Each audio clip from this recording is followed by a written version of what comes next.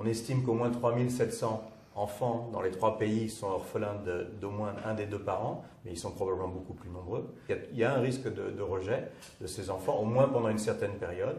Alors on essaie de trouver des systèmes alternatifs. Par exemple, on est en train de regarder la possibilité de travailler avec des centres intérimaires de prise en charge. Donc des petites unités, il ne s'agit pas de faire des grandes unités, des petites unités avec quelques enfants dont on sait qu'ils sont soit en quarantaine, soit des survivants et on va s'en occuper pendant un moment jusqu'à qu'on trouve une autre solution.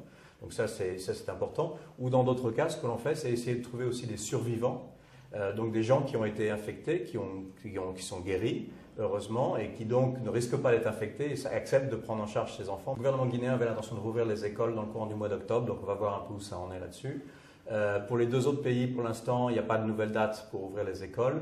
Une des alternatives sur lesquelles on travaille, c'est l'école par la radio.